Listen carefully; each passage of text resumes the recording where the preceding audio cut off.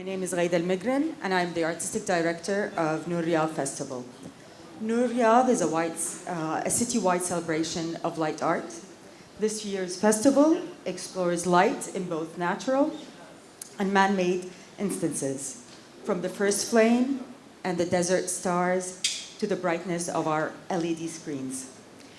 The panel explores how the light of tech informs practice and is our visible emblem of the modern world, which flood us with information, visual stimulation, and mass entertainment.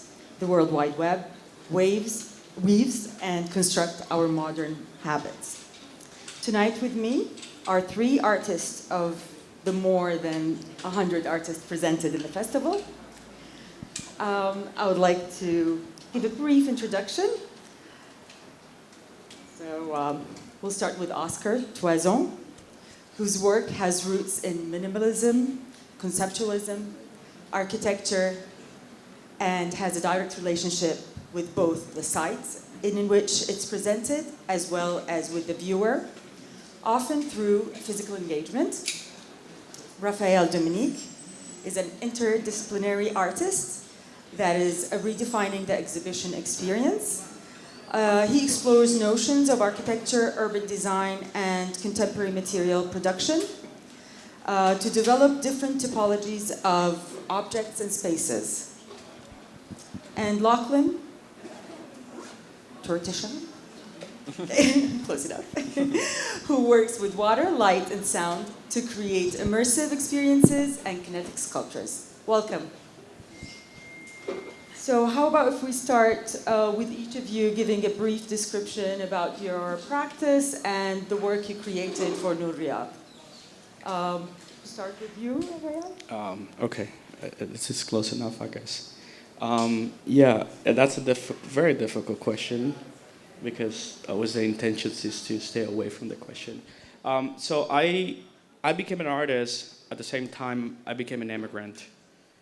So kind of art making became a way to negotiate context through functions and sort of learn how to be present and what that means, whether you are a passive component or a transgressive component to a place. And most of the time, there's also this like kind of nomadic condition to place as a new being in a new place because of rent goes higher. You can afford rent, so you move every year from an apartment. So that led to an interest into provisional architecture as a mode of thinking to interact. I think what happens as an artist for me is always scary to do a show or a project in a place you've never been. That's a very big responsibility. And more than often, the methodologies to kind of retrieve that anxiety comes from, okay, the first materials of a project is a conversation with the locality to generate collaborations, to generate relationships that can lead eventually to an object that is the document of its own making. So the pavilion became intertwined with ideas of publications, how books circulate. So we started shifting I have worked in the print industry, I've designed books, and we started thinking about how to think about architecture, not from architecture precepts, but actually from how to make a book, or how a book operates in context, and how does that generate? Is a book an infrastructure to content to flow through, which is also what the city does, right? Placeholders for content to walk through. And that what creates is opens up the opportunity. And you start thinking about festivals, you start thinking about circus, you start thinking about the history of nomadic culture, the tent, and what are the elements that you bring with you and exchange in the context to create that space. So that always gears towards ideas of workshops and methodologies of making together. As an immigrant, I read a book that was fascinating. It was called The Community of Those Who Have Nothing in Common. That is based on, the thesis of the book is the ideas of if we come together without previous knowledge of knowing who we are, but the whole purpose is to build something together, then we're more likely in the position to create new relationships without hierarchies. So basically, the pavilion is an excuse to bring a bunch of people together. So we've done pavilions. It's always about public place, whether it's an inside or an outside. The rules of engagement is for the pavilion to generate a new metric within the context that it is. If it's inside a museum, we change the rules of that particular room. It operates 24 hours. Things can be taken. Another ways that we think about that is at a certain point, we decided that because value became a separator between a work of art and an individual, we value all the works we make for institutions, zero value. There's no insurance value. Therefore, at the end of the show, we don't do de-installs. We allow people to come and take whatever they want home. And in the context of here, what we did, because a lot of the objects have function, they're seating, they're lighting. In the context of here, we came together yesterday, over 100 people, to make lamps. And the idea behind it is that to create an object in collectivity, or a publication in collectivity that will circulate across Riyadh and will surpass the timeline of the festival, because people would turn it on and off. So therefore, it becomes a satellite of the pavilion, right, rendering that domestic space part of the project. And then I got to meet a bunch of really cool people. So more or less, that's what I do. Oh, that's lovely. What about the text part? What is its role in the pavilion? So the text comes from, I carry a notebook since I left my country with no point of return. And that's a pretty dramatic mental condition. So the moment I left, I'm very invested in collecting publications and books, experimental mostly. My wife and I have a library that's over 3,000 books. And I am really heavily interested in when language became architecture rather than just meaning. So I carry a notebook called the Affordance of Landscapes. And it's just simple, very visual-based text lines that I write of experiences of being in cities, being in places, having experiences. And more than often, those make their way into the structure as a way to disorient the viewer, right? And usually, because a lot of the work has share a visual language with corporate architecture, the way signage is made in the city, the way that contemporary spaces are built through generic dimensions, the text comes into, or it's placed around relational places that you see in text. And in the case of this pavilion, the text was a bit resemblance of how indications come in the city. By no means, by random, the grid of the pavilion is not symmetric at all. So some of the text cross over the other ones. So it's like creating or developing ways or notions to create dynamic situations in a context where a viewer is trying to read what it says, but when does language becomes meaning or it becomes ornamentation, right? It's based on the accessibility of the language.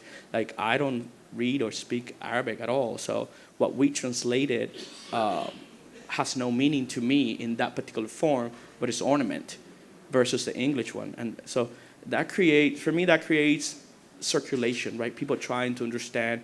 And eventually the idea is that you bump into someone while trying to read, and hopefully that would spark some sort of situation there. I don't know.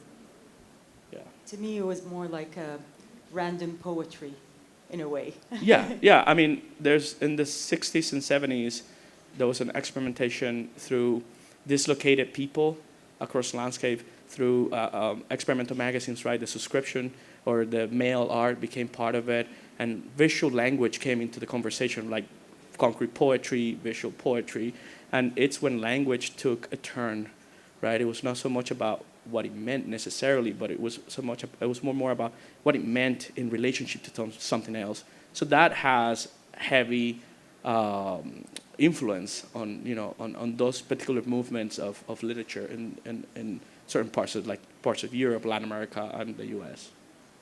Lovely. Thank you very much. Oscar, would you like to give us a brief background and introduce us to your practice and the work that you've created? Sure.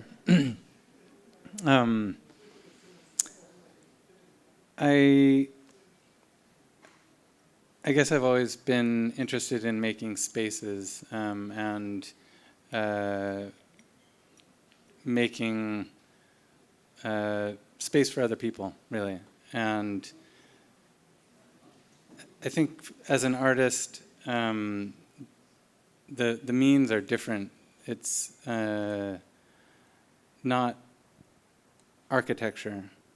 I'm interested in the relationship to architecture and in making space for bodies, making rooms, making situations that are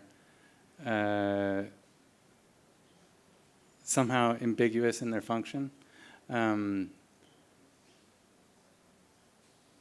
But beginning from the 0 degree, as an artist, I think we really are making things, I'm making things by hand, and there's precarity to building something temporary that doesn't necessarily need to answer the same conditions of like a functional space, but can be an open question, I guess.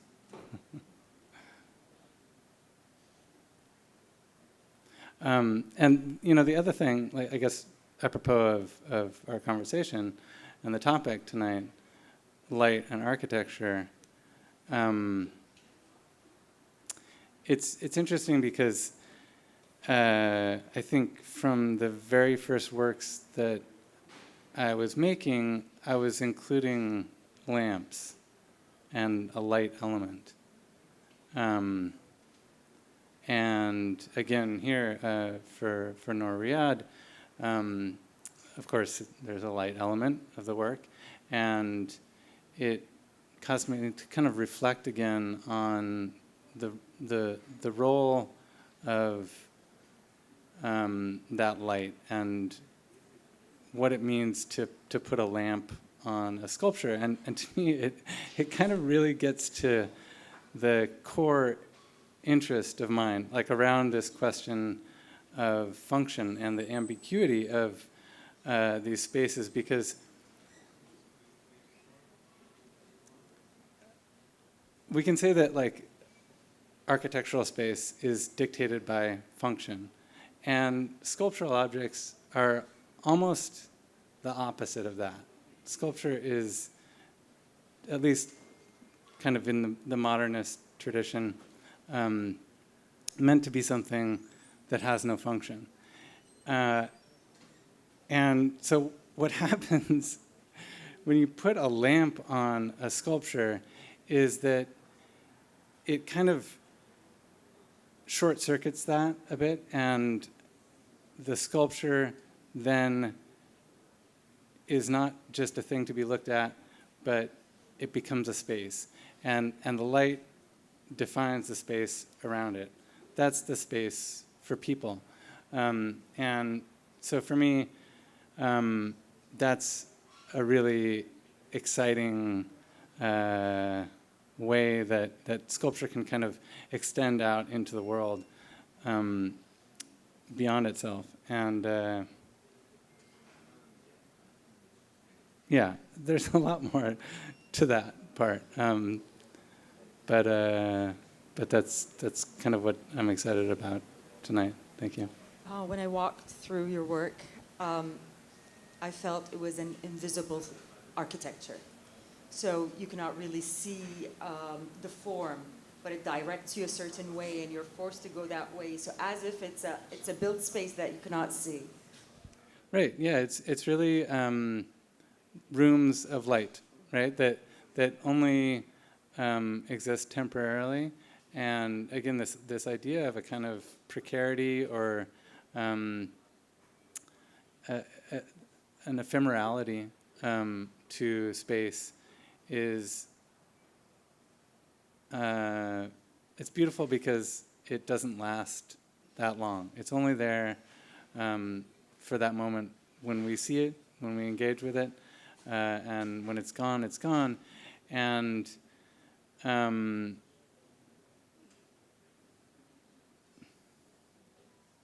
yeah, that's special. Thank you. What about you, Lachlan?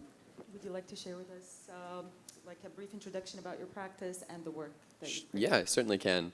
But I do want to like echo a little bit of what Oscar was just saying about temporality and function as well. I think so much of my work needs to function in order to create the kind of experiences and perceptual modes that I'm interested in.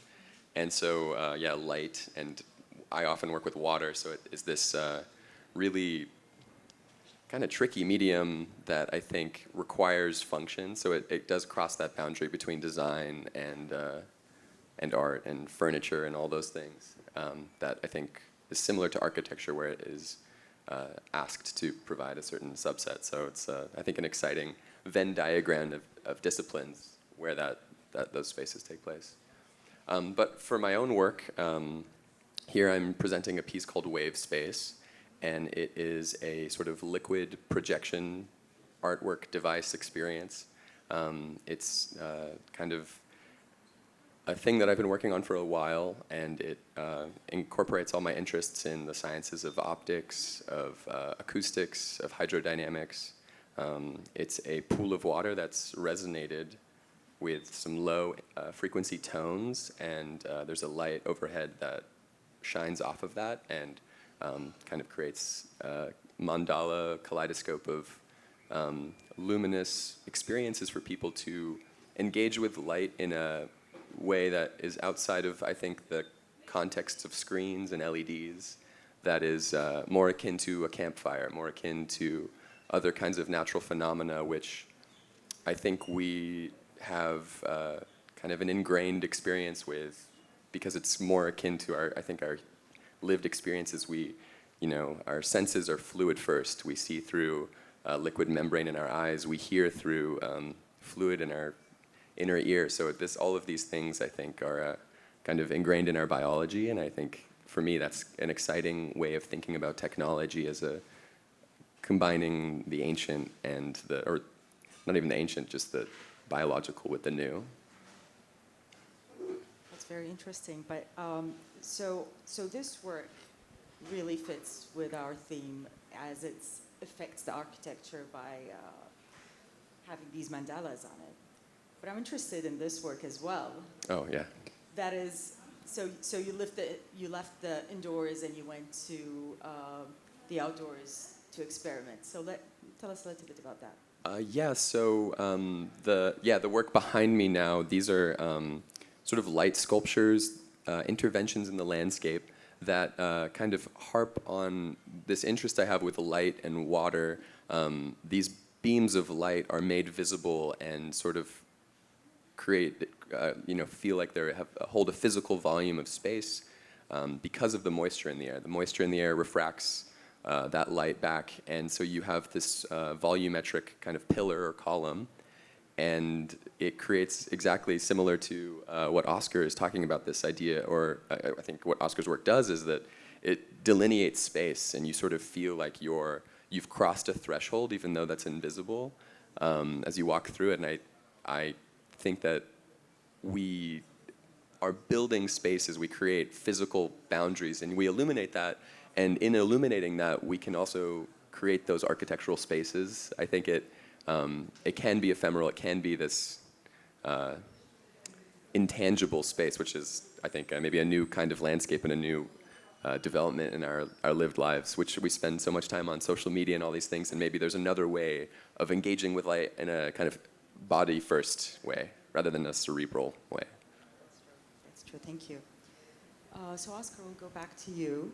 Your work explores the function aspects of sculpture and its practical value, so that the work literally is the set of possibilities that arise when dealing with art and its interaction. but with minimalist aesthetic, which is often associated with the removal of function from everyday object to create untouchable art. Can you speak about how you balance and challenge the aesthetic and the function? Yeah, I think that the word interactive, it's maybe not the perfect word, but it's something that is really key to this question for me. And again, like I really, being here, I'm so aware of how effective the medium of light is in dissolving the boundaries of an object. Like first of all, on a phenomenological level, dissolving the fixed boundaries of an object and spilling out into space, right? So that kind of enlarges the sphere of what and where the object is, and its visibility in space. But I think it also does something really key in terms of the status of the experience of the object, in dissolving the fixed boundaries of authorship too. Like I think that as an artist, this came up a little bit in the last panel too. The idea of an artwork holding some particular meaning is maybe less interesting than what you can take from it, right? Like what can happen in the viewing experience, and maybe even more than a viewing experience, but a lived experience. And so I guess to me, light opens up the physical and metaphorical space for a collective and maybe even collaborative experience of an artwork. To me, that's like the future, right? Is that we are creating something together. I want to add to that. I think creating spaces for people to see themselves, and to kind of realize that what they are bringing to that experience is, I think, one of the things that has got me really excited. And it's less about like a prescribed narrative that I want to impart, and more about what can I elucidate from viewers kind of thing, or because oftentimes other people's reads of my work can be maybe more, maybe I've never thought about that, and it maybe opens up a new line of inquiry for myself in my practice, where it becomes kind of a negotiation or a collaboration with the audience.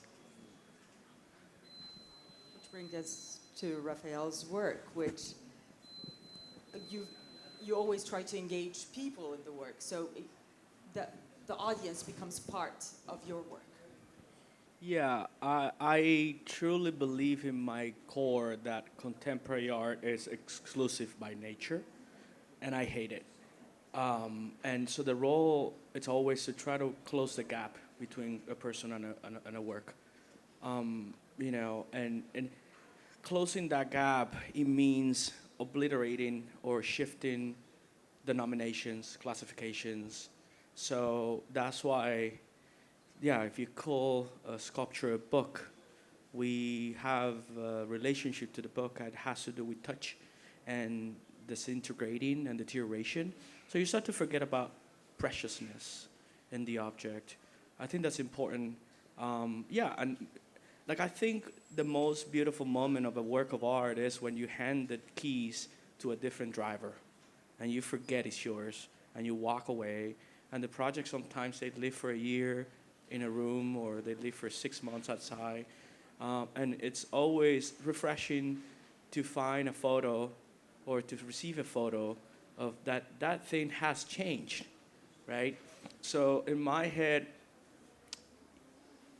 I think the goal of art, at least in the last part of the 20th century, was the notions of authorship, whether it was on writing or visual arts.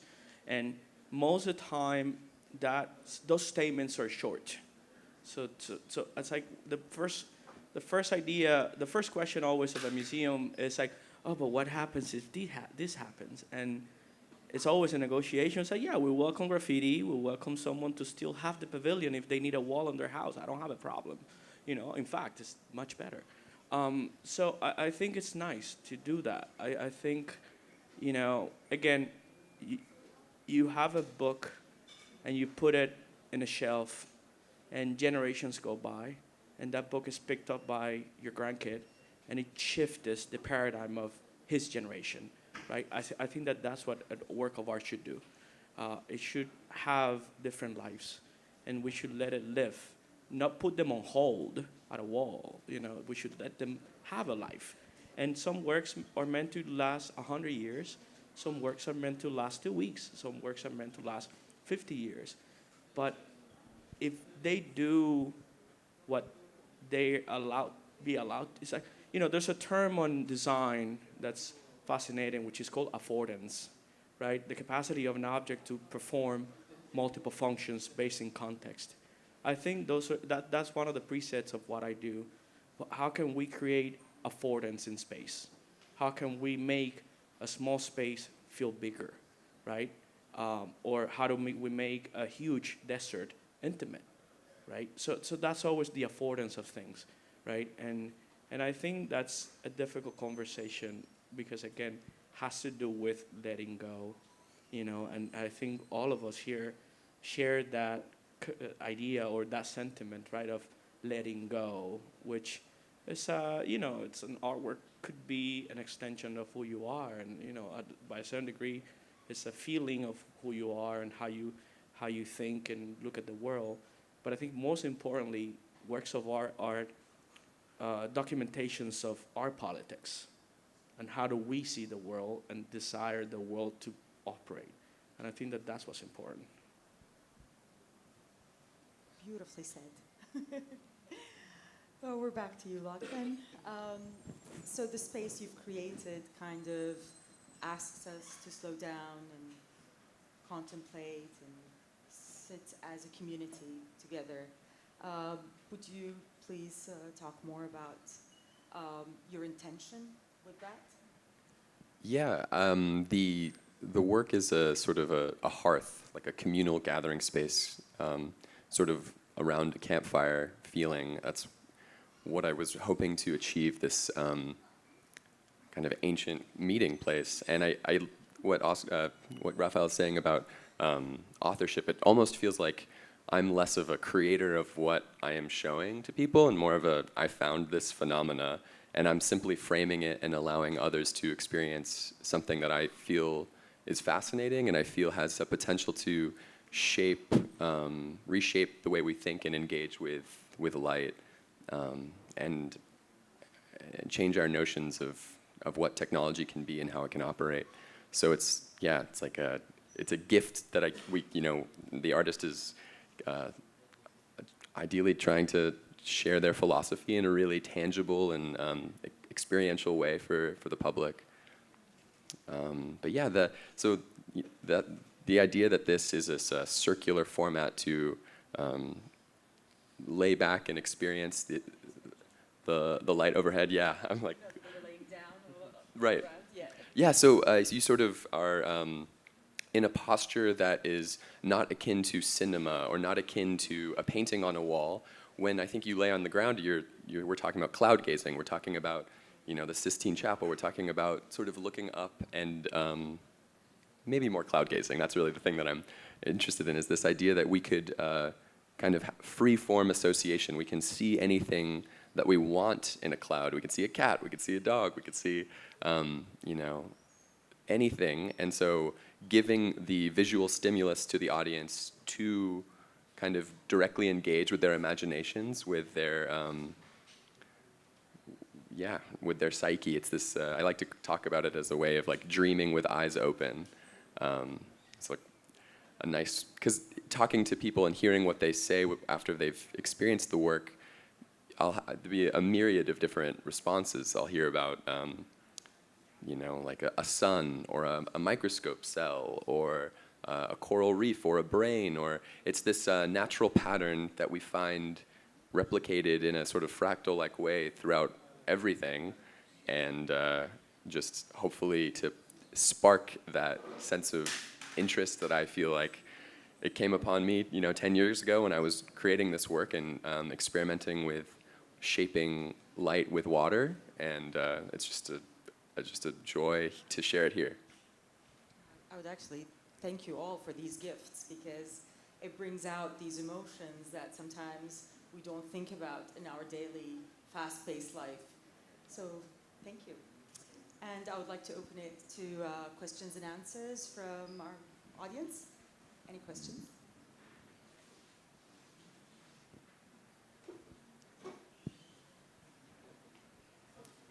Hi, okay, thank you so much. That was really inspiring.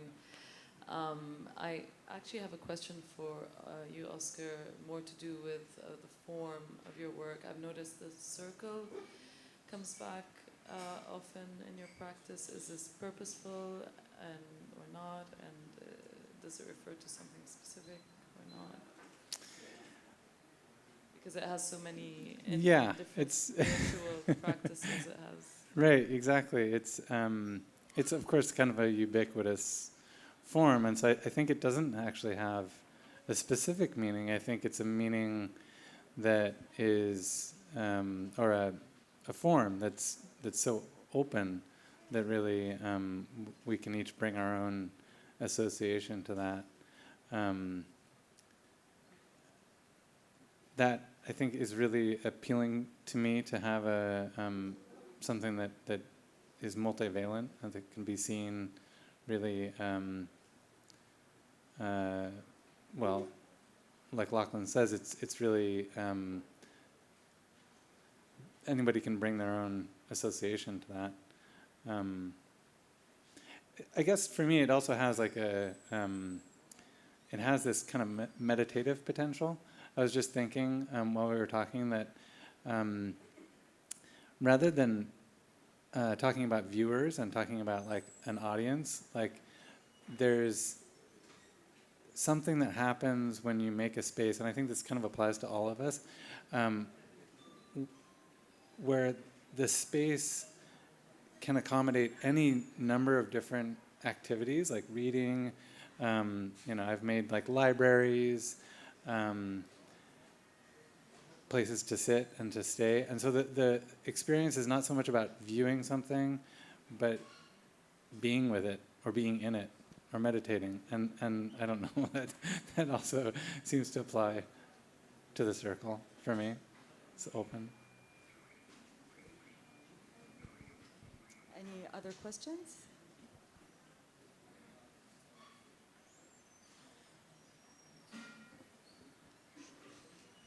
Hi everyone, and thank you for such an interesting discussion. I have a question to all of you, but you don't need to all of you answer those who feel most suitable.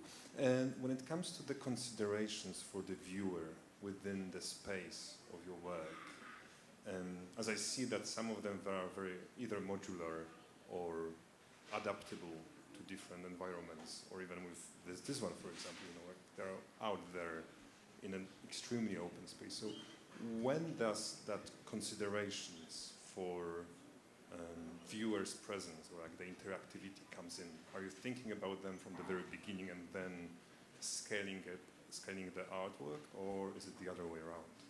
Or maybe in between? A very open-ended one.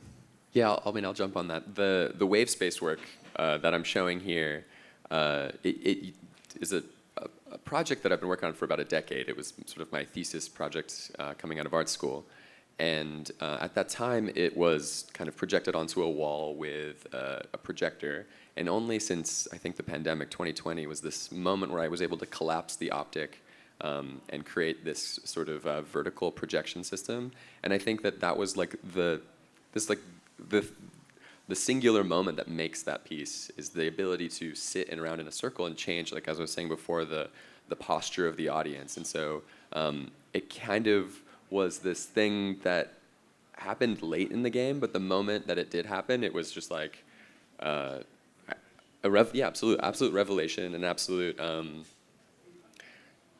think it's now going to change my practice forever, and I'm always going to be like conscious. I feel like I've been noticing myself become so much more conscious about how people will experience it, and I think that might be the most maybe important aspect, is like people first. And it's really like, yes, I'm interested in these things, but they don't matter if I don't show them. They don't matter if other people can't experience them and perceive and kind of bring themselves into it. So it's quite a, it hasn't always been the first thing on my mind, but I think now it will be. I'll go. I think that I have a 4-year-old, and when he was born, everything shifted, because in this attempt to in exclusivity of contemporary art, I really think about what my 4-year-old think about art, and whether he finds it interesting or not. And I mean, there's a trajectory like Bruno Munari as a designer thought that kids were more important than the users at the end, right? So I think the role is to develop a hyper-awareness of space and context that will prevent you from stop considering. I don't call them viewers, I call them visitors, because viewer has a very particular denomination. Again, a visitor is someone that is willing to, come in and attempt to have a conversation. The length of it, it's up to that particular individual.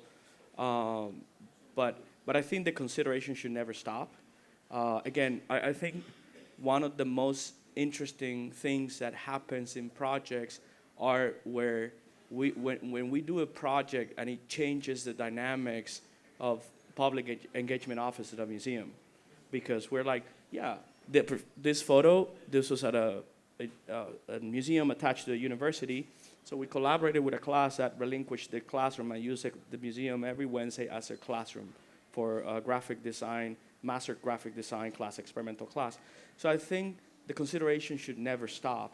A lot of the time, that particular project was also a print center, so where people could come and publish their own books for a year round. We provided printing, binding, a guillotine, all for free, right? People publish books that were allowed, were not allowed, bootlegs of books. We publish over 100 bootlegs of books I'm interested at, starting with The Medium is a Message by Marcia McCollum, The Message by Marcia McCollum. So I think that the consideration should never stop. The moment, you're a body, you're aging all the time. If you stop considering the visitor, the work dies. The work, it's dusty, smells like dust. It's like when you walk into the Metropolitan, and it's like, oh, it smells like dust. And for those who are allergic like me, I start sneezing. So yeah, the consideration should never stop. That's, I don't know. Oscar, do you want to add something? Oh, sure. We could talk about this all night. Yeah, I think, something that I often say about my own work is sculpture is a platform, like a place for something else to happen. And I think what you're talking about, Raphael, is this open willingness to open the work up and leave it unfinished, and to use the space of an artwork as an introduction, as an experiment rather than a conclusion, right? So that we don't really actually know what's going to happen here, but we're trying something together, and that speculative space is really what's exciting about art. That's something that is between people. Thank you. I see there's another question right there. It actually links really well. This really links to what the previous question was talking about. So my question is about this ping-pong movement between the physical element of art and the non-tangible, so the difference between light and enlightenment. And I want to know about what this taught you as artists.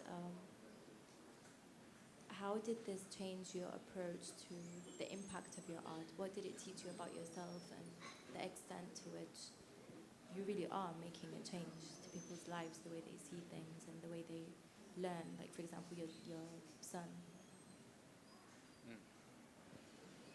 Well, that's a question of purpose. That's a deep one, yeah. It's very deep. Yeah, I think, you know, that like the analogy between light and enlightenment, or this kind of, it opens up this question of like, it's kind of a spiritual question actually, that really goes to like the, is kind of like a fundamental question within an artwork, although it isn't often talked about. I'm not sure. This reaction. I'm just rephrasing the question. I don't think I've got much to say about it, but I do think that it's maybe just to repeat a little bit, the opening of something and making a space for perception, right? But I do want to know how it changed you specifically as a person. Ah, You're not okay. going to run away with it. Okay, I see. Well, I think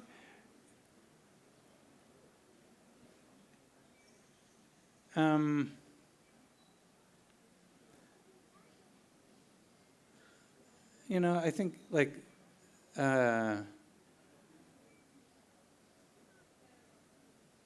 the way that light illuminates a space, or that creates a space around it, I